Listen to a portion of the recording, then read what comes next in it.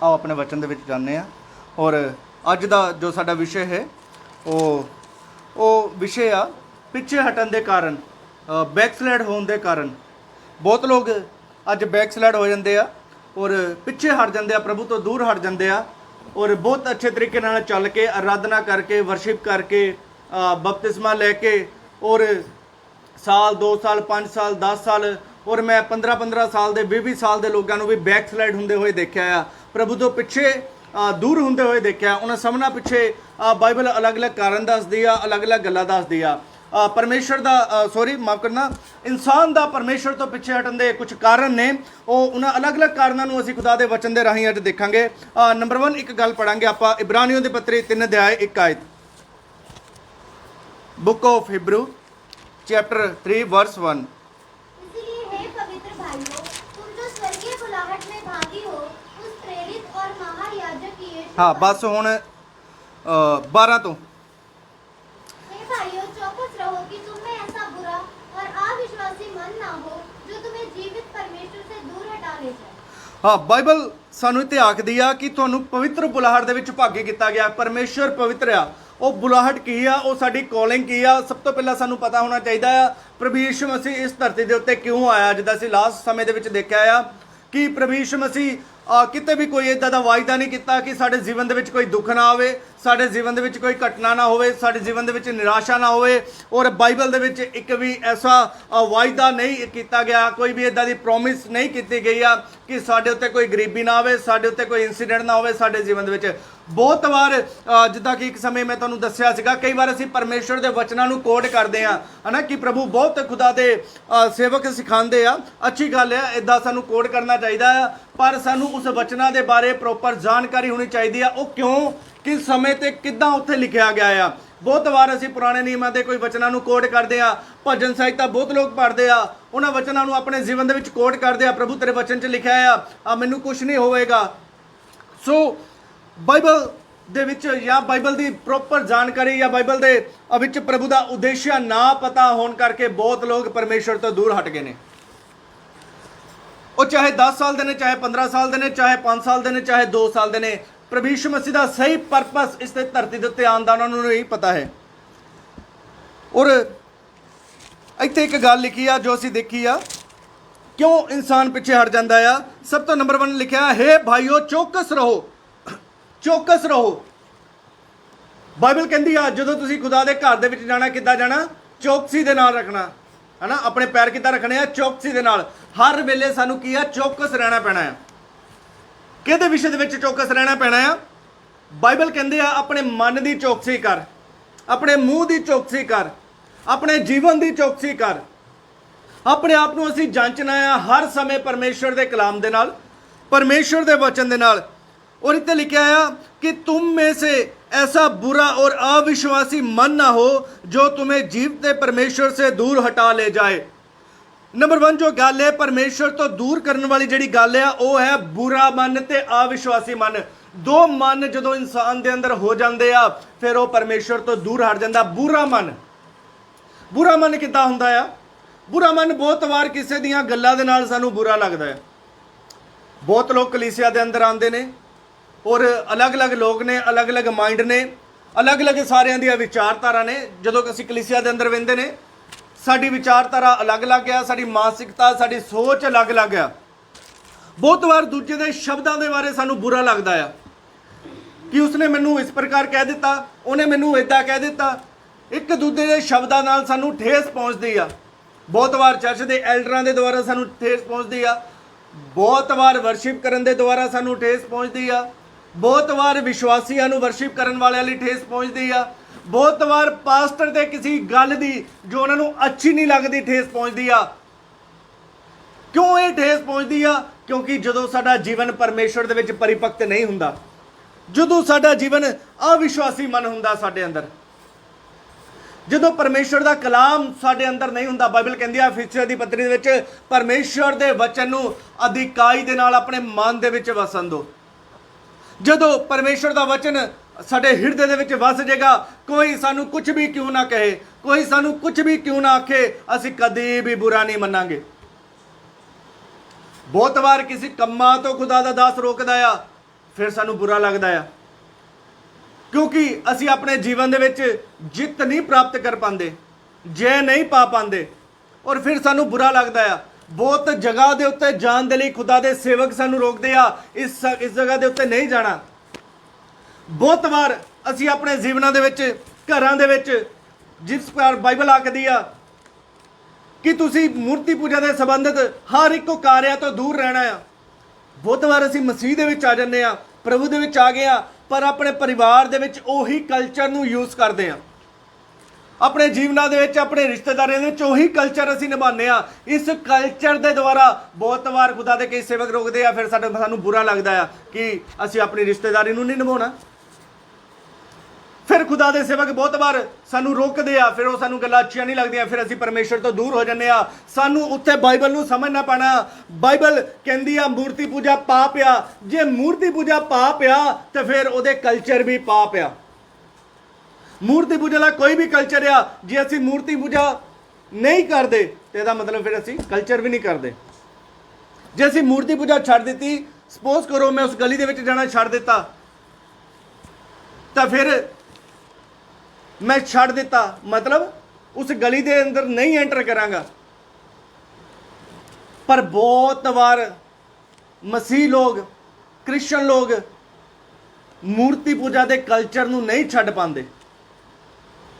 ਬਹੁਤ ਵਾਰ ਮਸੀਹ ਲੋਕ ਆਪਣੀ ਸਰੀਰਕਤਾ ਨੂੰ ਨਹੀਂ ਛੱਡ ਪਾਉਂਦੇ, ਸੰਸਾਰਿਕ ਜੀਵਨ ਨਹੀਂ ਛੱਡ ਪਾਉਂਦੇ, ਜਿਹਦੇ ਕਰਕੇ ਜਦੋਂ ਸਾਨੂੰ ਕੁਝ ਗੱਲਾਂ ਆਖੀਆਂ ਜਾਂਦੀਆਂ ਫਿਰ ਸਾਨੂੰ ਬੁਰਾ ਲੱਗਦਾ ਹੈ।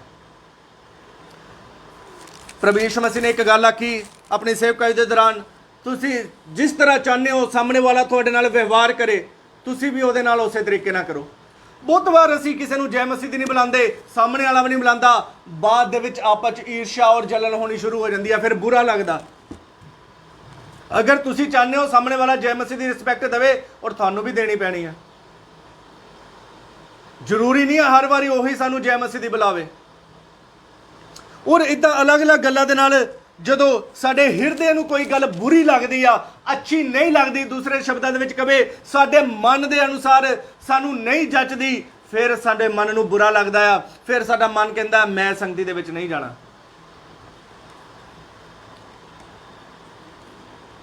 ਸੋ ਅਵਿਸ਼ਵਾਸੀ ਮਨ ਉਹ ਵੀ ਸਾਨੂੰ ਕੀ ਆ, ਪਰਮੇਸ਼ਰ ਤੋਂ ਦੂਰ ਲੈ ਜਾਂਦਾ ਆ। ਅਸੀਂ ਪਰਮੇਸ਼ਰ ਵਿੱਚ ਚੱਲਦੇ ਆ। ਇੱਥੇ ਅਵਿਸ਼ਵਾਸੀ ਕਿਹਨੂੰ ਆਖਿਆ ਗਿਆ ਆ? ਜੋ ਲੋਕ ਬੈਪਤਿਜ਼ਮ ਲੈ ਚੁੱਕੇ ਨੇ ਉਹਨਾਂ ਨੂੰ ਅਵਿਸ਼ਵਾਸੀ ਆਖਿਆ ਗਿਆ ਆ। ਪਰਮੇਸ਼ਰ ਦੇ ਪਿੱਛੇ ਚੱਲਦੇ ਆ, ਪਰ ਪਰਮੇਸ਼ਰ ਦੇ ਉੱਤੇ ਵਿਸ਼ਵਾਸ ਜਿੱਦਾਂ ਰੱਖਣਾ ਚਾਹੀਦਾ ਨਹੀਂ ਰੱਖਦੇ। ਬਾਈਬਲ ਕਹਿੰਦੀ ਆ, ਪੂਰੀ ਬਾਈਬਲ ਵਿਸ਼ਵਾਸ ਦੇ ਉੱਤੇ ਆਧਾਰਿਤ ਆ। ਪ੍ਰਭੂ ਯਿਸੂ ਮਸੀਹ ਕਹਿੰਦੇ ਜਿੱਦਾਂ ਦਾ ਤੇਰਾ ਵਿਸ਼ਵਾਸ ਉਦਾਂ ਦਾ ਤੇਰੇ ਨਾਲ ਹੋ ਜਾਵੇ। ਵਿਸ਼ਵਾਸ ਤੇ ਆਧਾਰਿਤ ਆ, ਪਰ ਅਸੀਂ ਵਿਸ਼ਵਾਸ ਨਹੀਂ ਕਰਦੇ। ਅਵਿਸ਼ਵਾਸ ਦੇ ਕਰਕੇ ਅਸੀਂ ਪਰਮੇਸ਼ਵਰ ਤੋਂ ਦੂਰ ਹੋ ਜਾਂਦੇ ਆ। ਬਹੁਤ ਲੋਕਾਂ ਦਾ ਛੁਟਕਾਰਾ ਨਹੀਂ ਹੁੰਦਾ, ਡਿਲੀਵਰੈਂਸ ਨਹੀਂ ਹੁੰਦੀ, ਕਿਉਂਕਿ ਅਵਿਸ਼ਵਾਸ ਕਰਦੇ ਹੋ ਕਿ ਮੇਰੇ ਜੀਵਨ ਦੇ ਵਿੱਚ ਛੁਟਕਾਰਾ ਹੋਏਗਾ ਕਿ ਨਹੀਂ ਹੋਏਗਾ, ਅਸੀਂ ਪ੍ਰਭੂ ਦੇ ਵਿੱਚ ਸਕਸੈਸ ਹੋਵਾਂਗੇ ਕਿ ਨਹੀਂ ਹੋਵਾਂਗੇ। ਜਦੋਂ ਇਸ ਪ੍ਰਕਾਰ ਦੀਆਂ ਗੱਲਾਂ ਸਾਡੇ ਹਿਰਦੇ ਦੇ ਵਿੱਚ ਆਉਂਦੀਆਂ, ਇਹ ਗੱਲਾਂ ਸਾਨੂੰ ਪਰਮੇਸ਼ਰ ਤੋਂ ਬੈਕਸਲਾਈਡ ਕਰ ਦਿੰਦੀਆਂ, ਪਰਮੇਸ਼ਰ ਤੋਂ ਦੂਰ ਕਰ ਦਿੰਦੀਆਂ।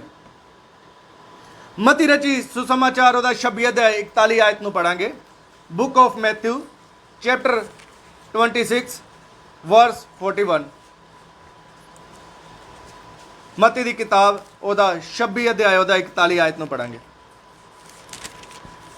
जागते रहो और प्रार्थना करते रहो कि तुम परीक्षा में ना पड़ो। आत्मा तो तैयार है परंतु शरीर दुर्बल है। हाँ, बाइबल आखदी है जागते रहो और प्रार्थना करते रहो कि तुम परीक्षा में ना पड़ो। बहुत लोग परमेश्वर तो इस करके दूर हटते हैं कि वो जागते नहीं रहते, जागते नहीं रहते। एक एग्जाम्पल ਦੇ ਨਾਲ ਤੁਹਾਨੂੰ ਇੱਕ ਗੱਲ ਮੈਂ ਸਮਝਾਉਣਾ ਚਾਹੁੰਦਾ ਹਾਂ।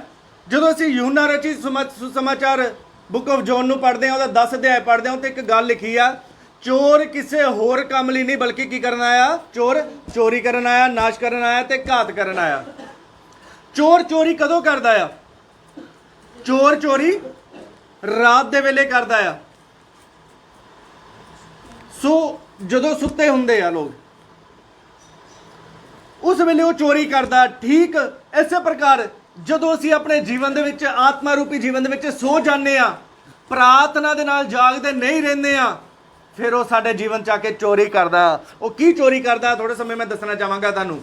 ਔਰ ਅੱਗੇ ਲਿਖਿਆ ਆ ਉਹ ਘਾਤ ਕਰਦਾ ਆ, ਉਹ ਜ਼ਖਮੀ ਕਰਦਾ ਆ। ਅੱਗੇ ਲਿਖਿਆ ਆ ਚੋਰੀ ਕਰਨ ਦੇ ਬਾਅਦ, ਉਸ ਤੋਂ ਬਾਅਦ ਉਹ ਕੀ ਦੇਖਦਾ ਆ ਅੰਦਰ ਆਣ ਕੇ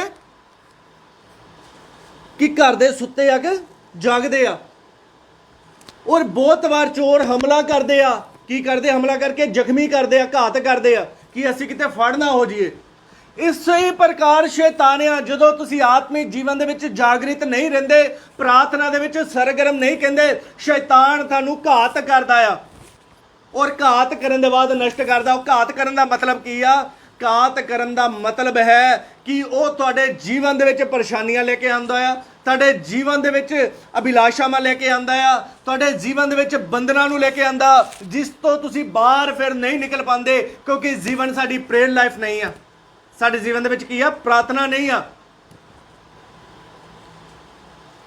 ਫਿਰ ਫਾਈਨੈਂਸ਼ਲੀ ਅਸੀਂ ਕਮਜ਼ੋਰ ਹੋ ਜਾਂਦੇ ਆ, ਨੌਕਰੀ ਚਲੇ ਜਾਂਦੀ ਆ, ਘਰ ਦੇ ਵਿੱਚ ਬਿਮਾਰੀ ਆ ਜਾਂਦੀ ਆ, ਪਰੇਸ਼ਾਨੀ ਆ ਜਾਂਦੀ ਆ, ਇੱਕ ਦੇ ਬਾਅਦ ਇੱਕ ਪਰੇਸ਼ਾਨੀ ਆ ਜਾਂਦੀ ਆ, ਜਿਹਦੇ ਕਰਕੇ ਅਸੀਂ ਘਾਤ ਹੋ ਜਾਂਦੇ ਆ। ਫਿਰ ਦਿਲ ਨਹੀਂ ਕਰਦਾ। ਜਿਹੜਾ ਜ਼ਖਮੀ ਇਨਸਾਨ ਹੁੰਦਾ ਉਹ ਤੁਰ ਫਿਰ ਨਹੀਂ ਨਾ ਸਕਦਾ ਜਦ ਤੱਕ ਉਹਦਾ ਟ੍ਰੀਟਮੈਂਟ ਨਾ ਹੋਵੇ।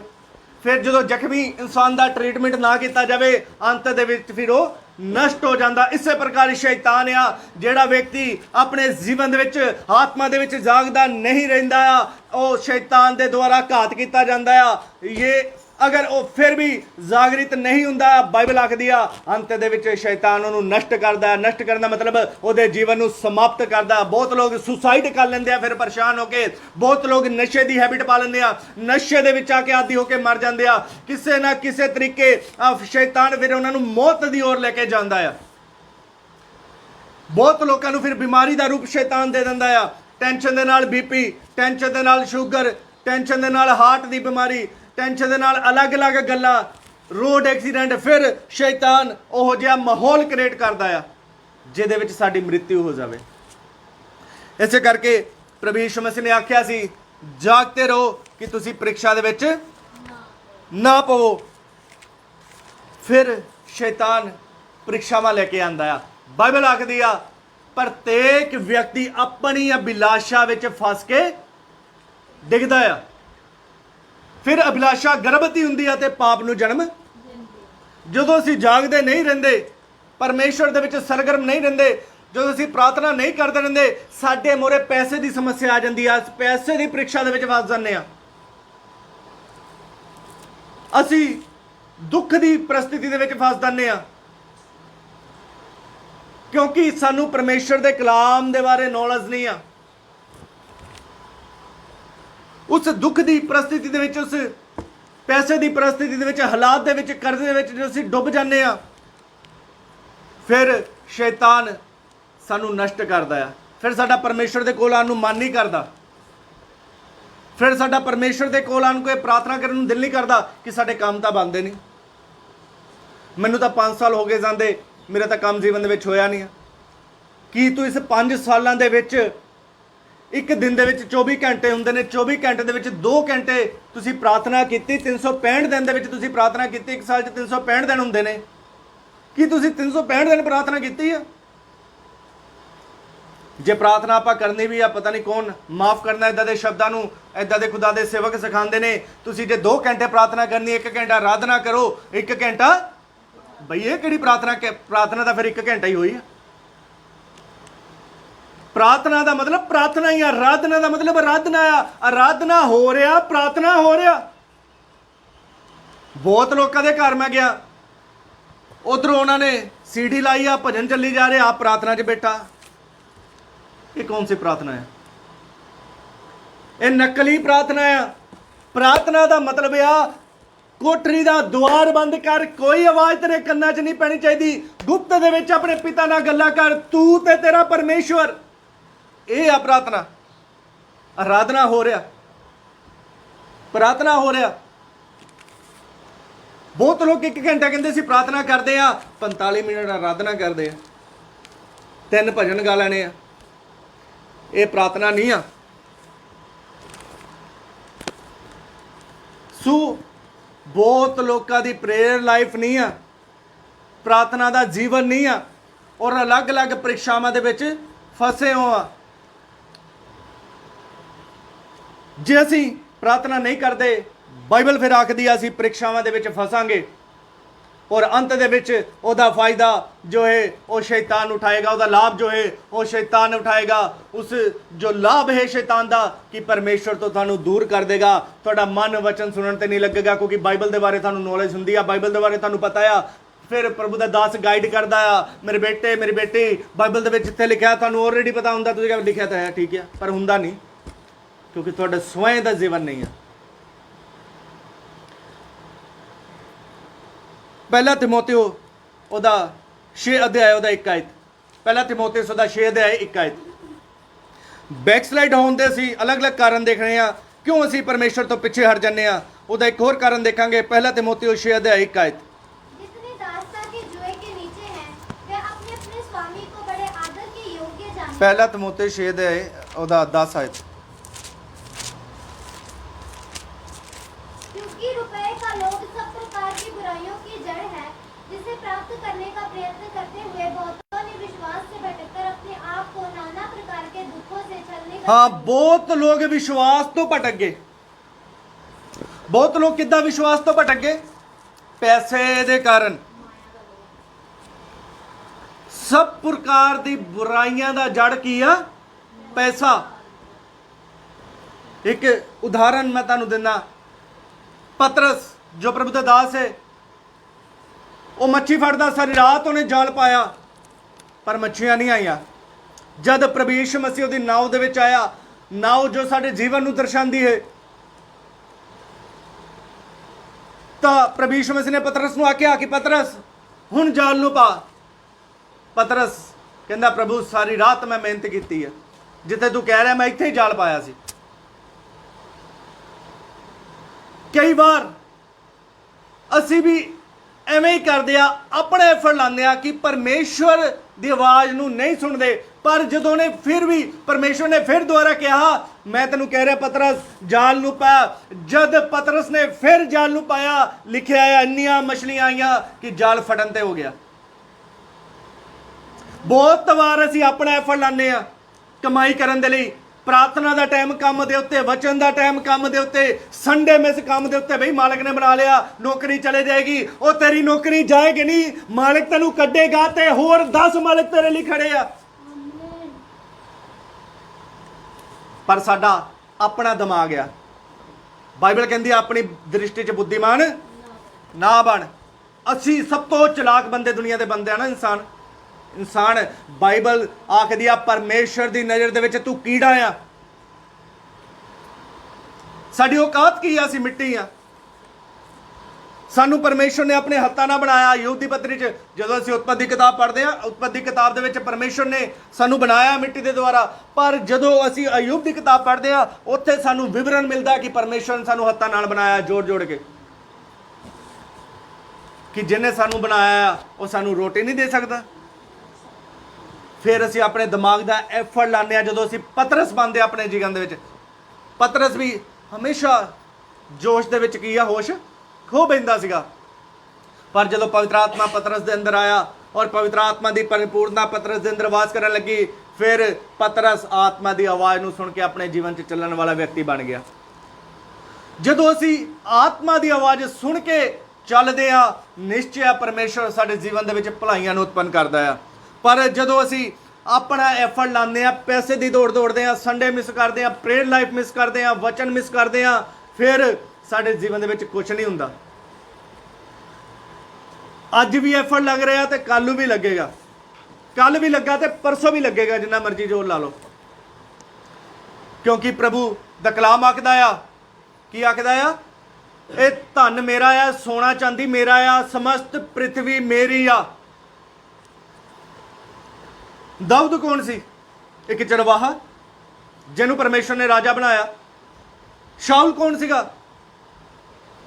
ਉਹਨੂੰ ਵੀ ਪਰਮੇਸ਼ਰ ਨੇ ਰਾਜਾ ਬਣਾਇਆ। ਸੁਲੇਮਾਨ ਕੌਣ ਸੀਗਾ? ਇੱਕ ਅਨਦਰ ਦੂਸਰੀ ਇਸਤਰੀ ਤੋਂ ਉਤਪੰਨ ਹੋਇਆ ਵਿਅਕਤੀ, ਪਰ ਪਰਮੇਸ਼ਰ ਨੇ ਉਹਨੂੰ ਰਾਜਾ ਬਣਾਇਆ। सो परमेश्वर सानू पूछ नहीं बल्कि सिर ठहराने वाला आ।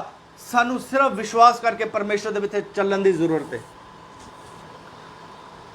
साडे जीवन दे विच प्रेयर लाइफ होनी चाहिए, पश्चाताप वाला पवित्रताई वाला जीवन होना चाहिए। सब तो पहलो प्रेयर लाइफ तो भी पहलो साडे अंदर पवित्रताई होने की लोड़ है, फिर प्रार्थना स्वर्ग दे विच कबूल हुंदियां ने।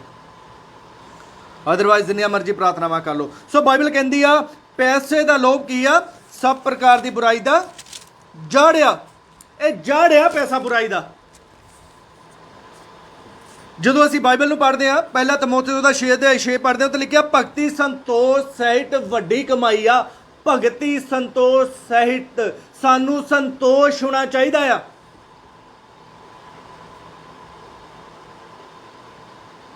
ਮੈਨੂੰ ਬੜਾ ਸੰਤੋਸ਼ ਆ। ਕਿਉਂ? ਕਿਉਂਕਿ ਮੇਰੇ ਹਿਰਦੇ ਦੇ ਵਿੱਚ ਪ੍ਰਭੂ ਵਾਸ ਕਰਦਾ ਆ।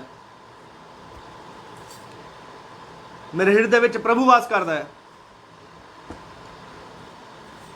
भक्ति संतोष सहित वड्डी कमाई आ।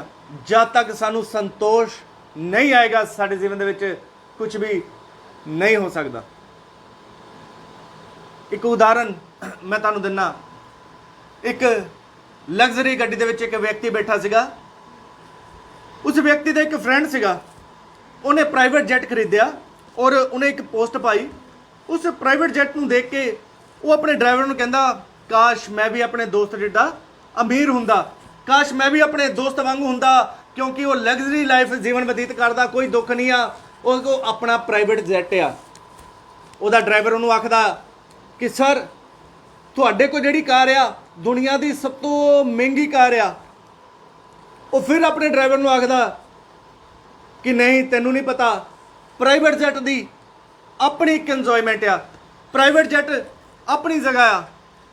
इन्ने नूं एक व्यक्ति उहदे कोल आंदा और उहदा कार दा शीशा खटखटांदा और उहनूं आखदा कि सर जिस कार दे विच तुसीं बैठे हो काश मैं इस कार दे विच बैठा हुंदा।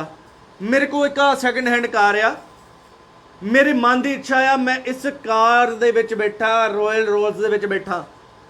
ये दुनिया की सब तो महंगी कार आ, मैं इहदे विच बैठा, मेरा दिल करदा आ। पर मेरी ये खुशकिस्मती नहीं है कि मैं इस कार दे विच, तुसी खुशकिस्मत इंसान हो इस कार दे विच बैठे हो। जदों व्यक्ति उहदे कोलों अगे लंघदा तां फिर उहनूं ये समझण आंदा कि मैनूं परमेश्वर ने बहुतिआं नालों अच्छा बनाया होया। उस जिहड़ा व्यक्ति सैकेंड हैंड कार दे विषय गल कर रहा सीगा, वो अपनी कार को जाके कुड़कुड़ाण लग पैंदा कि मेरी कोई जिंदगी आ। बोलदा उच्ची उच्ची रब नूं कि मेरी कोई जिंदगी आ, लोग मेरे तो अच्छा जीवन व्यतीत करते, लोगों को लग्जरियां गड्डियां कि मैनूं तू नहीं दित्तियां। एक व्यक्ति उहदे कोल होर आंदा, ਉਹਨੂੰ आखदा ब्रदर की गल हो गई, तुसीं इन्ना दुखी परेशान हो। कहंदा मेरे जीवन दे विच इन्ना समय हो गया, मेरे को अज तक एक अच्छी गड्डी नहीं लिया हुई, यही एक सैकेंड हैंड गड्डी आ। वो व्यक्ति ਉਹਨੂੰ आखदा कहंदा सर तुसीं बहुत भागा वाले इंसान हो, मेरी जीवन दे विच इन्नी उम्र हो गई मैं अज तक बस दे विच जाना। इस गल्लां नूं सुन के उस व्यक्ति दे अंदर आंदा ये गल तां ठीक आ, मैं इस तो किते बैटर आ। जदों वो व्यक्ति अगे निकलदा बस स्टॉप दे विच भज के जांदा, बस उहदी लंघ जांदी, वो बड़ा ही निराश हो जांदा, बड़ा ही दुखी हो जांदा, क्योंकि उहदी बस निकल जांदी, जॉब ते जाना हुंदा। ਉਹਦੇ ਕੋਲ ਇੱਕ ਵਿਅਕਤੀ ਆਂਦਾ ਸਾਈਕਲ ਦੇ ਉੱਤੇ, ਉਹਨੂੰ ਆਖਦਾ ਬ੍ਰਦਰ ਕੀ ਗੱਲ ਹੋ ਗਈ, ਬੜਾ ਦੁਖੀ ਹੋ ਤੁਸੀਂ। ਕਹਿੰਦਾ ਮੈਂ ਜੌਬ ਦੇ ਉੱਤੇ ਜਾਣਾ ਸੀ, ਮੇਰੀ ਬੱਸ ਨਿਕਲ ਗਈ, ਮੇਰੀ ਜ਼ਿੰਦਗੀ ਬੇਕਾਰ ਆ, ਮੇਰੀ ਜ਼ਿੰਦਗੀ ਦੇ ਜੀਵਨ ਦੇ ਵਿੱਚ ਆਉਣ ਦਾ ਕੋਈ ਫਾਇਦਾ ਨਹੀਂ ਆ। ਉਹਨੂੰ ਇੱਕ ਗੱਲ ਆਖਦਾ, ਕਹਿੰਦਾ ਸਰ ਤੁਸੀਂ ਬਹੁਤ ਭਾਗਾ ਵਾਲੇ ਔਰ ਖੁਸ਼ਕਿਸਮਤ ਇਨਸਾਨ ਹੋ, मैं इन्ने लंबे समय तो काम कर रहा, मेरे को साइकिल है, मेरे को बस का किराया नहीं होंदा, मैं 40 किलोमीटर साइकिल ते जाना काम ते। उस वार्तालाप के बाद वो बस वाला शख्स बहुत ही खुश हो जाता, क्योंकि उसने अपने तो नीचे कुछ देखा। साइकिल वाला अगे जाता, कुछ समय बाद साइकिल का टायर फट जाता और उस साइकिल नूं सुट दिंदा और कुड़कुड़ांदा कि मेरी कोई लाइफ है, मेरा कोई जीवन आ। बहुत कुड़कुड़ांदा ते रोंदा। इन्ने नूं एक व्हील चेयर दे उत्ते होर व्यक्ति उहदे कोल आंदा ਜੋ ਅਪਾਹਿਜ ਆ ਉਹਨੂੰ ਆਖਦਾ ਕੀ ਗੱਲ ਹੋ ਗਈ ਬ੍ਰਦਰ, ਉਹ ਕਹਿੰਦਾ ਮੇਰਾ ਸਾਈਕਲ ਖਰਾਬ ਹੋ ਗਿਆ, ਇੱਕੋ ਹੀ ਮੇਰੇ ਕੋਲ ਸਾਧਨ ਹੈ, ਪੈਸੇ ਮੇਰੇ ਕੋਲ ਹੈ ਨਹੀਂ ਆ, ਮੈਂ ਕੀ ਕਰਾਂ। ਕਹਿੰਦਾ ਸਰ ਤੁਸੀਂ ਤਾਂ ਫਿਰ ਵੀ ਖੁਸ਼ਕਿਸਮਤ ਹੋ, ਪੈਦਲ ਤਾਂ ਚੱਲ ਸਕਦੇ ਹੋ, ਮੈਂ ਬਹੁਤ ਸਾਲਾਂ ਤੋਂ ਇਸ ਵੀਲ ਚੇਅਰ ਦੇ ਉੱਤੇ ਮੇਰੀਆਂ ਲੱਤਾਂ ਖਰਾਬ ਹੋ ਚੁੱਕੀਆਂ ਨੇ, ਮੈਂ ਚੱਲ ਵੀ ਨਹੀਂ ਸਕਦਾ।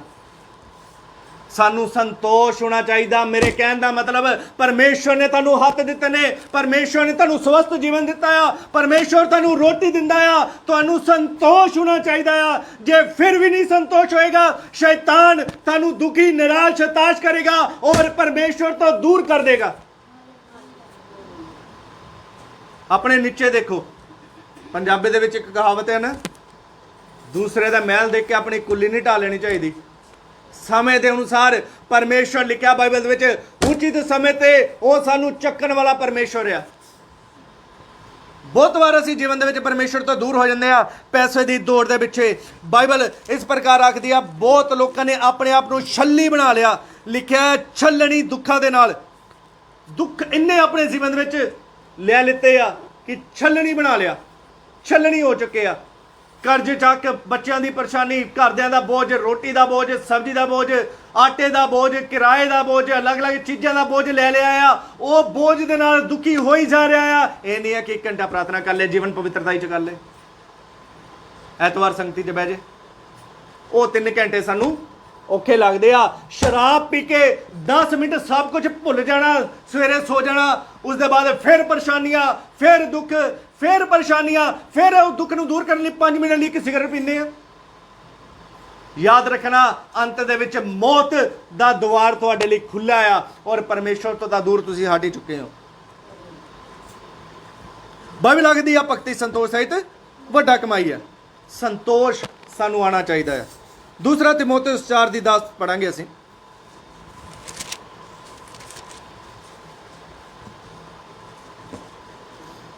दूसरा तिमोथेयुस 4:10। देमास ने इस संसार को प्रिय जानकर मुझे छोड़ दिया। हाँ, देमास ने नंबर 4 ਜਿਹੜਾ ਕਾਰਨ ਹੈ ਅਸੀਂ ਪਰਮੇਸ਼ਵਰ ਤੋਂ ਦੂਰ ਕਿਉਂ ਹੋ ਜਾਂਦੇ ਆ, ਉਹ ਆ ਸੰਸਾਰਿਕਤਾ। ਸੰਸਾਰ ਜਦ ਤੱਕ ਸਾਡੇ ਹਿਰਦੇ ਦੇ ਵਿੱਚ ਵਾਸ ਕਰਦਾ, ਅਸੀਂ ਪਰਮੇਸ਼ਵਰ ਦੇ ਨਿਕਟ ਨਹੀਂ ਜਾ ਸਕਦੇ। ਲਿਖਿਆ ਆ ਤੁਸੀਂ ਪਰਮੇਸ਼ਵਰ ਦੇ ਨਿਕਟ ਜਾਓ ਕਿ ਪਰਮੇਸ਼ਵਰ ਤੁਹਾਡੇ ਨਿਕਟ ਆਵੇ। ਜਦੋਂ ਅਸੀਂ ਰੋਮੀਓ ਦਾ ਪੱਤਰੀ 12 ਅਧਿਆਇ 1 ਔਰ 2 ਪੜ੍ਹਦੇ ਹੋ ਤਾਂ ਲਿਖਿਆ ਸੰਸਾਰ ਦੇ ਸਦ੍ਰਿਸ਼ ਨਹੀਂ ਬਣਨਾ। ਪਰ ਬਹੁਤ ਵਾਰ ਸੰਸਾਰਿਕ ਜੀਵਨ ਸਾਨੂੰ ਪਰਮੇਸ਼ਵਰ ਤੋਂ ਦੂਰ ਕਰ ਦਿੰਦਾ ਹੈ। ਸੰਸਾਰਿਕ ਜੀਵਨ ਦੇ ਵਿੱਚ ਕੀ ਕੀ ਆਂਦਾ? ਨੰਬਰ 1 ਇੱਕ ਉਦਾਹਰਨ ਮੈਂ ਤੁਹਾਨੂੰ ਦੇਣਾ ਚਾਹੁੰਦਾ ਆ। ਆਦਮ ਦੇ ਵਾਟਿਕਾ ਦੇ ਵਿੱਚ ਇੱਕ ਗੱਲ ਘਟੀ ਸੀਗੀ। ਜਦੋਂ ਅਸੀਂ ਲੂਕਾ ਰਚਿਤ ਸੁਸਮਾਚਾਰ 14 ਅਧਿਆਇ 24 ਤੋਂ ਲੈ ਕੇ 27 ਤੱਕ ਪੜ੍ਹਦੇ ਹਾਂ, ਉੱਥੇ ਇੱਕ ਗੱਲ ਲਿਖੀ ਆ ਕਿ ਮੇਰੇ ਤੋਂ ਜ਼ਿਆਦਾ ਕੋਈ ਕਿਸੇ ਨਾਲ ਪ੍ਰੇਮ ਕਰੇ ਮੇਰੇ ਯੋਗ ਨਹੀਂ ਆ। ਆਦਮ ਨੂੰ ਪਾਪ ਦੇ ਵਿੱਚ ਫਸਾਉਣ ਵਾਲਾ ਕੌਣ ਸੀਗਾ? ਉਹਦਾ ਸੰਸਾਰਿਕ ਪ੍ਰੇਮ, ਉਹਦੀ ਪਤਨੀ ਦਾ। ਬਹੁਤ ਵਾਰ ਅਸੀਂ ਪਰਮੇਸ਼ਵਰ ਦੇ ਪਿੱਛੇ ਚੱਲਦੇ ਨਹੀਂ ਆ, ਪਤੀ ਦਾ ਬਹਾਨਾ, ਪਤਨੀ ਦਾ ਬਹਾਨਾ, ਬੱਚਿਆਂ ਦਾ ਬਹਾਨਾ, ਬਹਾਨੇ ਪਰਮੇਸ਼ਵਰ ਤੋਂ ਸਾਨੂੰ ਦੂਰ ਕਰਦੇ ਨੇ। ਇੱਕ ਵਿਅਕਤੀ ਨੂੰ ਪਰਮੇਸ਼ਵਰ ਨੇ ਆਖਿਆ ਤੂੰ ਮੇਰੇ ਪਿੱਛੇ ਹੋ ਲਾ, ਕਹਿੰਦਾ ਪਹਿਲਾਂ ਮੈਂ ਆਪਣੇ ਪਿਤਾ ਨੂੰ ਗੱਡ ਦੇਵਾਂ। ਯਿਸੂ ਮਸੀਹ ਕਹਿੰਦੇ ਮੁਰਦਿਆਂ ਨੂੰ ਮੁਰਦੇ ਕੱਢਣ ਦੇ। ਬਹਾਨੇ ਸਾਨੂੰ ਪਰਮੇਸ਼ਵਰ ਤੋਂ ਦੂਰ ਕਰਦੇ ਨੇ। ਸੰਸਾਰ ਦੇ ਬਹਾਨੇ, ਨੌਕਰੀ ਦੇ ਬਹਾਨੇ, ਟਾਈਮ ਹੀ ਨਹੀਂ ਲੱਗਦਾ। ਮੇਰੀ ਡਰਾਈਵਰ ਦੀ ਨੌਕਰੀ ਆ, ਮੈਂ ਤੰਬਾਕੂ ਨਹੀਂ ਛੱਡ ਸਕਦਾ, ਮੈਂ ਨਸ਼ਾ ਨਹੀਂ ਛੱਡ ਸਕਦਾ, ਮੈਂ ਚਿੱਟਾ ਨਹੀਂ ਛੱਡ ਸਕਦਾ। ਇਹ ਬਹਾਨੇ ਨੇ। ਮੈਂ ਜ਼ਿੰਦਗੀ ਦੀ ਸੱਚਾਈ ਤੁਹਾਨੂੰ ਦੱਸਣ ਲੱਗਾ, ਮੈਂ ਡਰਾਈਵਰੀ ਕੀਤੀ ਪਰ ਨਸ਼ਾ ਨਹੀਂ ਕੀਤਾ। ਪ੍ਰਭੂ ਚ ਆ ਕੇ, ਪ੍ਰਭੂ ਚੋਂ ਆਉਣ ਤੋਂ ਪਹਿਲਾਂ ਤਾਂ ਇੱਕ ਅਲੱਗ ਗੱਲ ਆ। ਇਹ ਬਹਾਨੇ ਨੇ। ਕਰਨ ਨੂੰ ਇਨਸਾਨ ਸਭ ਕੁਝ ਕਰ ਸਕਦਾ ਆ, ਇਹ ਬਹਾਨੇ ਨੇ। ਸੰਸਾਰ ਦੀਆਂ ਗੱਲਾਂ ਸਾਨੂੰ ਪਰਮੇਸ਼ਵਰ ਤੋਂ ਦੂਰ ਲੈ ਕੇ ਜਾਂਦੀਆਂ ਨੇ। ਸੰਸਾਰ ਦੀਆਂ ਗੱਲਾਂ ਸਾਨੂੰ ਪਰਮੇਸ਼ਵਰ ਤੋਂ ਦੂਰ ਲੈ ਕੇ ਜਾਂਦੀਆਂ ਨੇ। ਅਸੀਂ ਦੇਖਦੇ ਹਾਂ ਅਦਨ ਦੀ ਵਾਟਿਕਾ ਦੇ ਵਿੱਚ ਪਤੀ ਪਤਨੀ ਦਾ ਸੰਸਾਰਿਕ ਪਿਆਰ ਦੇਖਦੇ ਹਾਂ। ਅਗਰ ਪਤੀ ਨੇ ਇਹ ਸੋਚਿਆ ਹੁੰਦਾ ਕਿ ਮੇਰੇ ਜੀਵਨ 'ਚ ਪ੍ਰਥਮ ਪਰਮੇਸ਼ਵਰ ਹੈ, ਜਿਹਨੇ ਮੈਨੂੰ ਰਚਿਆ ਆ, ਜਿਹਨੇ ਮੈਨੂੰ ਇਸ ਪ੍ਰਿਥਵੀ ਦੇ ਉੱਤੇ ਅਧਿਕਾਰ ਦਿੱਤਾ ਆ, ਮੈਂ ਆਪਣੀ ਪਤਨੀ ਦੀ ਨਹੀਂ ਸੁਣਾਂਗਾ, ਚਾਹੇ ਉਹ ਦੁਖੀ ਹੋਵੇ, ਚਾਹੇ ਉਹ ਨਿਰਾਸ਼ ਹੋਵੇ। ਤਾਂ ਕਿ ਆਦਮ ਪਾਪ ਦੇ ਵਿੱਚ ਗਿਰਦਾ। ਬਹੁਤ ਲੋਕ ਪਤੀ ਪਤਨੀ ਦਾ ਬਹਾਨਾ, ਪਤਨੀ ਨੂੰ ਫਿਰ ਥੋੜੀ ਛੱਡ ਸਕਦੇ ਆ ਅਸੀਂ, ਫਿਰ ਪਾਸ ਜੀ ਇਦਾਂ, ਫਿਰ ਹੁਣ ਫਿਰ ਰੱਬ ਥੋੜੀ ਨਾ ਹੋਇਆ। ਯਾਦ ਰੱਖਣਾ, ਅਸੀਂ ਤੈਨੂੰ ਪਤਨੀ ਛੱਡਣ ਨੂੰ ਨਹੀਂ ਕਹਿ ਰਹੇ, ਪਤਨੀ ਨੂੰ ਸਮਝਾਉਣ ਲਈ ਕਹਿ ਰਹੇ ਆ ਕਿ ਮੇਰੇ ਪ੍ਰਿਯਵਰ, ਸਭ ਤੋਂ ਪਹਿਲਾਂ ਮੇਰੇ ਜੀਵਨ 'ਚ ਪ੍ਰਭੂ ਯਿਸੂ ਮਸੀਹ ਆ। ਚਾਹੇ ਉਹ ਪਤੀ ਆ, ਮੈਂ ਨਹੀਂ ਪਤਨੀ, ਚਾਹੇ ਉਹ ਪਤੀ ਆ। ਇੱਕ ਉਦਾਹਰਨ ਪਤੀ ਪਤਨੀ ਦਾ ਮੈਂ ਤੁਹਾਨੂੰ ਆਖਦਾ। ਪਤਨੀ ਨੇ ਚਰਚ ਟਾਈਮ ਤੇ ਜਾਣ ਦੀ ਆਦਤ ਸੀ, ਇੱਕ ਪਤਨੀ ਦੀ ਚਰਚ ਦੇ ਉੱਤੇ ਟਾਈਮ ਦੇ ਨਾਲ ਜਾਣਾ, ਪਰ ਉਹਦਾ ਹਸਬੈਂਡ ਪਰਮੇਸ਼ਰ ਦੇ ਵਿੱਚ ਠੀਕ ਨਹੀਂ ਚੱਲਦਾ ਸੀਗਾ। ਉਹ ਬਸ ਖਾਣਾ ਪੂਰਤੀ, ਜਿਹਨੂੰ ਕਹਿੰਦੇ ਨਾ ਖਾਣਾ ਪੂਰਤੀ, ਉਹ ਕਰ ਰਿਹਾ ਸੀਗਾ, ਕਿਉਂਕਿ ਪਰਮੇਸ਼ਰ ਨੇ ਉਹਦੇ ਜੀਵਨ ਦੇ ਵਿੱਚ ਭਲਾਈਆਂ ਕੀਤੀਆਂ ਸੀ। ਉਸ ਭਲਾਈਆਂ ਨੂੰ ਉਹਨੇ ਅੱਖਾਂ ਨਾਲ ਦੇਖਿਆ ਸੀ, ਔਰ ਉਹ ਭਲਾਈਆਂ ਦੇ ਕਰਕੇ ਪਰਮੇਸ਼ਰ ਦੇ ਪਿੱਛੇ ਕੀ ਆ, ਜਲਦਾ ਸੀਗਾ, ਪਰ ਉਹਦਾ ਮਨ ਪਰਮੇਸ਼ਰ ਦੇ ਨਾਲ ਸਿੱਧਾ ਨਹੀਂ ਸੀਗਾ। ਉਹ ਕੀ ਕਰਦਾ ਹੁੰਦਾ ਸੀਗਾ, ਸਮੇਂ ਡਿਲੇ ਕਰਦਾ ਹੁੰਦਾ ਸੀਗਾ ਕਿ ਥੋੜਾ ਜਿਹਾ ਟਾਈਮ ਲੰਘ ਜਾਏਗਾ ਵਰਸ਼ਿਪ ਦਾ। ਪਰ ਉਹ ਜਿਹੜੀ ਔਰਤ ਸੀਗਾ, ਉਹ ਆਖਦੀ ਸੀ ਕਿ ਮੈਂ ਟਾਈਮ ਨਾਲ ਜਾਣਾ, ਵਰਸ਼ਿਪ ਕਰਨੀ ਹੈ। ਉਹਨੇ ਜਾਣ ਕੇ ਰੋਜ਼ ਕਦੀ ਕੋਈ ਕੰਮ ਕਰਨਾ, ਕਦੀ ਕੋਈ ਕੰਮ ਕਰਨਾ। ਤੇ ਇੱਕ ਦਿਨ ਉਹਦੀ ਪਤਨੀ ਨੂੰ ਇਸ ਗੱਲ ਦਾ ਪਤਾ ਲੱਗਾ ਕਿ ਇਹ ਜਾਣ ਕੇ ਕਰ ਰਿਹਾ। ਉਹ ਇੱਕ ਦਿਨ ਫਿਰ ਉਹਦੀ ਪਤਨੀ ਆਖਿਆ ਚਲੋ ਟਾਈਮ ਹੋ ਗਿਆ, 10 ਵਜ ਕੇ ਚਰਚ ਜਾਣਾ ਆ, ਆਪਾਂ ਜਲਦੀ ਦੇ ਨਾਲ ਪਹੁੰਚਣਾ ਆ। ਉਹ ਗੱਡੀ ਧੋਣ ਲੱਗ ਪਿਆ।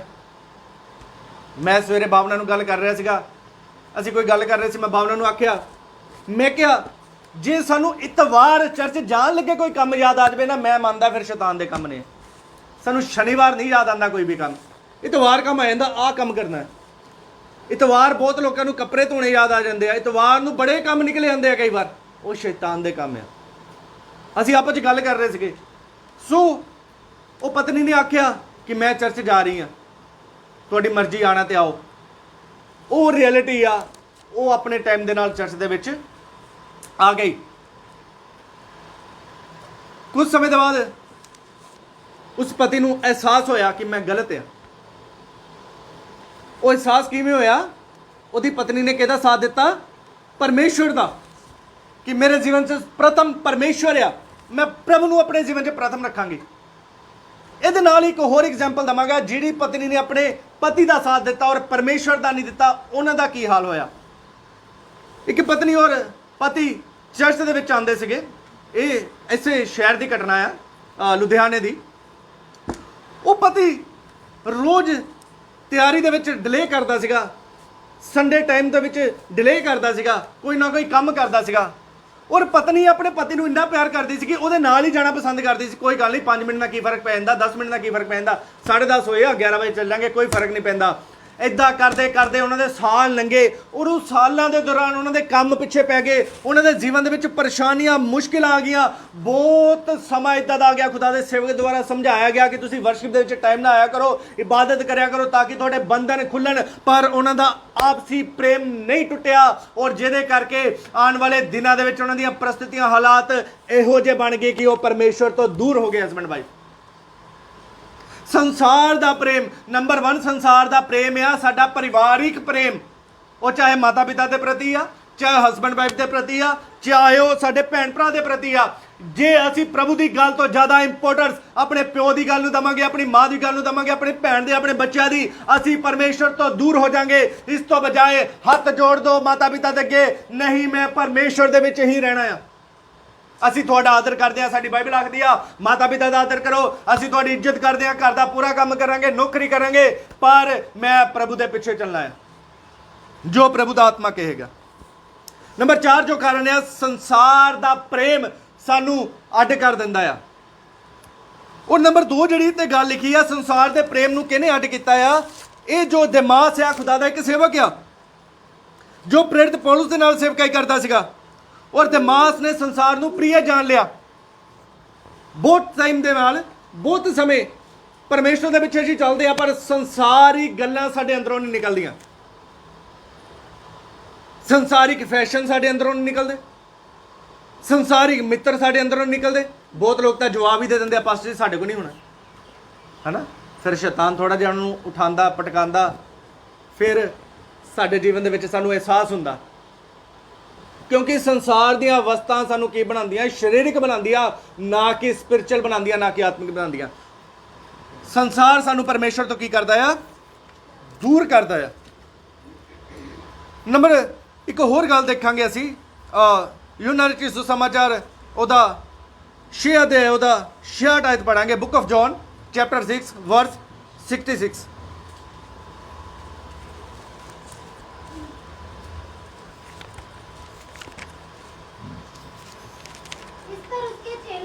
बहुत से उल्टे फिर गए और उसके बाद उसके साथ ना चले। हाँ, बहुत जे चेले किया यीशु मसीह तो पिछे हट गए। चेले, ये चेले कौन आ? ਅਸੀਂ ਕੀ ਆ? ਯीशु मसीह ਦੇ ਚੇਲੇ ਆ।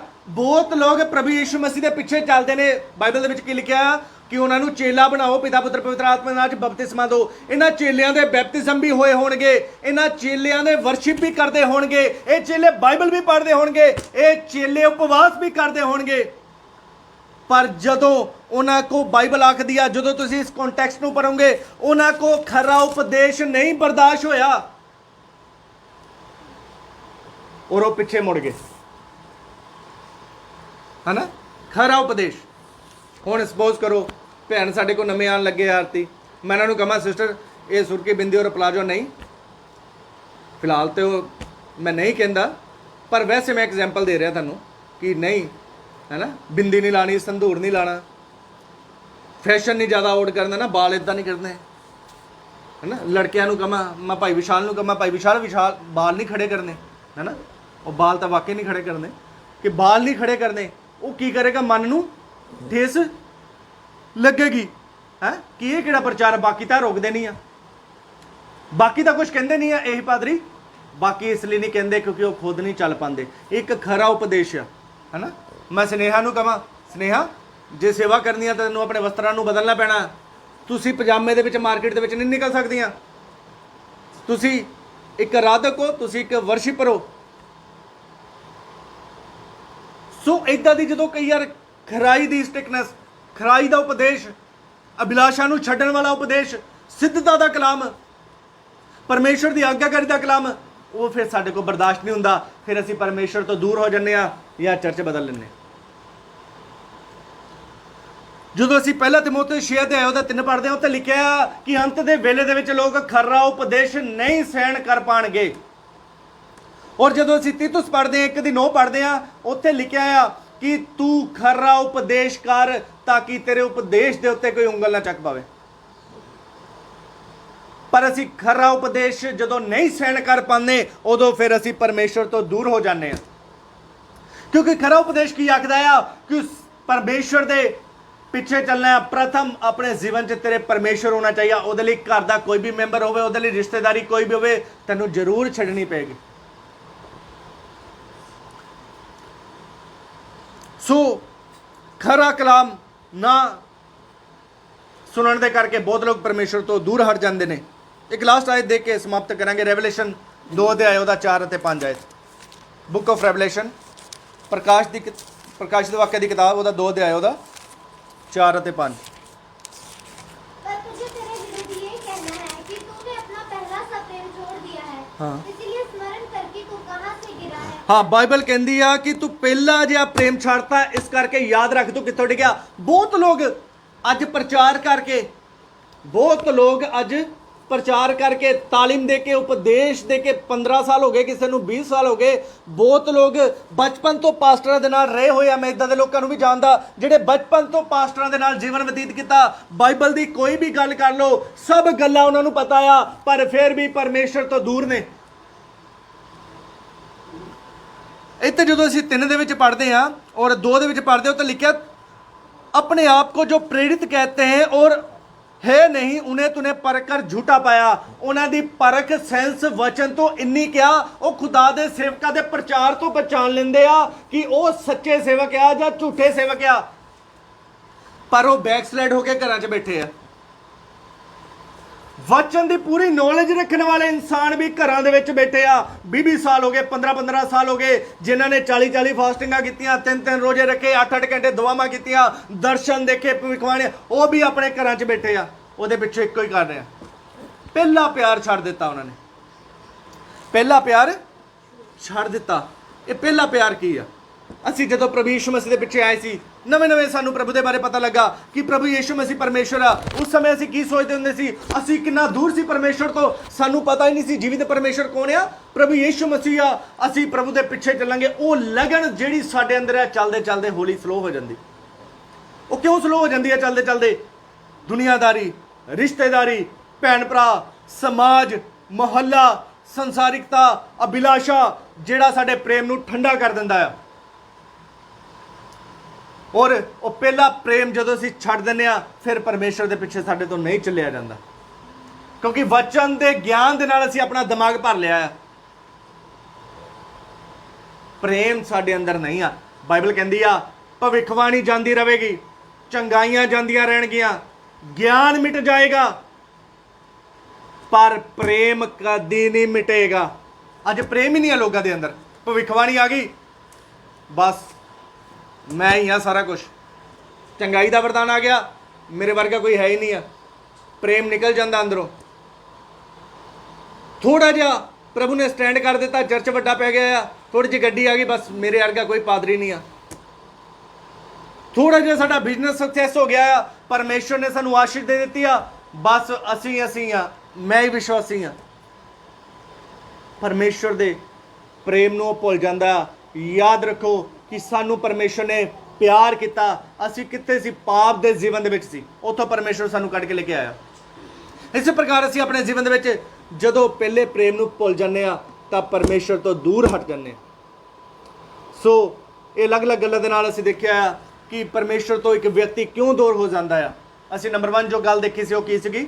ਪਰਮੇਸ਼ਰ ਦੇ ਵਿੱਚ ਅਸੀਂ ਕਿਹਾ ਬੁਰਾ ਤੇ ਅਵਿਸ਼ਵਾਸੀ ਸਾਨੂੰ ਮਨ ਦੂਰ ਕਰ ਦਿੰਦਾ। ਨੰਬਰ 2 ਜਿਹੜੀ ਅਸੀਂ ਗੱਲ ਦੇਖੀ ਸੀਗੀ ਉਹ ਕਿਹੜੀ ਸੀਗੀ? ਕਿ ਜੀਵਨ ਦੇ ਵਿੱਚ ਜੇ ਅਸੀਂ ਪ੍ਰੇਅਰ ਲਾਈਫ ਨਹੀਂ ਆ ਤਾਂ ਸਾਡੇ ਜੀਵਨ ਦੇ ਵਿੱਚ ਪ੍ਰੀਖਿਆਵਾਂ ਦੇ ਵਿੱਚ ਅਸੀਂ ਫਸ ਜਾਂਦੇ ਆ, ਫਿਰ ਪਰਿਸਥਿਤੀਆਂ ਹਾਲਾਤ ਨਿਰਾਸ਼ਾ ਬਣ ਜਾਂਦੀਆਂ ਨੇ, ਫਿਰ ਅਸੀਂ ਪਰਮੇਸ਼ਰ ਤੋਂ ਦੂਰ ਹੋ ਜਾਂਦੇ ਆ। ਔਰ ਇਸ ਪ੍ਰਕਾਰ ਅਲੱਗ-ਅਲੱਗ ਗੱਲਾਂ ਨੂੰ ਅਸੀਂ ਦੇਖੀਆਂ ਕਿ ਰੁਪਏ ਦੇ ਲੋਭ ਦੇ ਕਰਕੇ ਕੀ ਅਸੀਂ ਪਰਮੇਸ਼ਰ ਤੋਂ ਦੂਰ ਹੋ ਜਾਂਦੇ ਆ।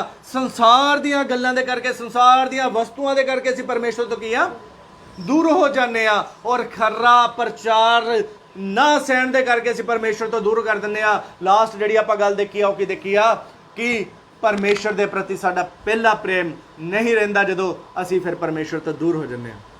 ਸੋ ਇਹਨਾਂ ਅਲੱਗ-ਅਲੱਗ ਗੱਲਾਂ ਦੇ ਦੁਆਰਾ ਅਸੀਂ ਦੇਖਿਆ ਇੱਕ ਇਨਸਾਨ ਅੱਜ ਦੀ ਡੇਟ ਦੇ ਵਿੱਚ ਕਿਉਂ ਬੈਕਸਾਈਡ ਹੋ ਜਾਂਦਾ, ਪਰਮੇਸ਼ਰ ਤੋਂ ਦੂਰ ਕਿਉਂ ਹੋ ਜਾਂਦਾ ਆ। ਉਹਦੇ ਪਿੱਛੇ ਇੱਕੋ ਹੀ ਕਾਰਨ ਆ ਕਿ ਜਿਸ ਪ੍ਰਕਾਰ ਉਹਨੂੰ ਪ੍ਰਭੂ ਨੂੰ ਜਾਣਨਾ ਚਾਹੀਦਾ ਆ ਉਹ ਨਹੀਂ ਜਾਣਦਾ ਆ। ਕਿਉਂਕਿ ਹਮੇਸ਼ਾ ਮੈਂ ਇੱਕ ਗੱਲ ਆਖਦਾ ਆ, ਸਾਨੂੰ ਪੈਸਾ ਮਿਲੇ ਨਾ ਮਿਲੇ, ਸਾਡੀ ਬਿਮਾਰੀ ਜਾਏ ਨਾ ਜਾਏ, ਸਾਨੂੰ ਲੋਕ ਪਹਿਚਾਨਣ ਨਾ ਪਛਾਨਣ, ਸਾਨੂੰ ਕੁਝ ਵੀ ਨਾ ਮਿਲੇ, ਯੀਸ਼ੂ ਮਸੀਹ ਕਿਉਂ ਆਇਆ ਆ ਹਮੇਸ਼ਾ ਆਪਣੇ ਹਿਰਦੇ ਔਰ ਵਿਚਾਰ ਦੇ ਵਿੱਚ ਰੱਖਣਾ। ਅਸੀਂ ਪਾਪ ਦੇ ਵਿੱਚ ਜੀਵਨ ਬਤੀਤ ਕਰ ਰਹੇ ਸੀਗੇ ਔਰ ਪਰਮੇਸ਼ਰ ਦੀ ਮਹਿਮਾ ਤੋਂ ਰਹਿਤ ਸੀਗੇ, ਔਰ ਪਰਮੇਸ਼ਰ ਨੇ ਸਾਨੂੰ ਉਸ ਪਾਪਾਂ ਤੋਂ ਛੁਟਕਾਰਾ ਦਿੱਤਾ ਆ ਔਰ ਉद्धार ਦਿੱਤਾ ਆ ਔਰ ਮੁਕਤੀ ਦਿੱਤੀ ਆ ਔਰ ਅਨੰਤ ਜੀਵਨ ਦਿੱਤਾ ਆ। ਫਿਰ ਅਸੀਂ ਪਰਮੇਸ਼ਰ ਤੋਂ ਕਦੀ ਦੂਰ ਨਹੀਂ ਹਟਾਂਗੇ। ਆਓ ਆਪਣੀ ਅੱਖਾਂ ਨੂੰ ਬੰਦ ਕਰਾਂਗੇ ਤੇ ਪ੍ਰਾਰਥਨਾ ਕਰਾਂਗੇ। Thank you.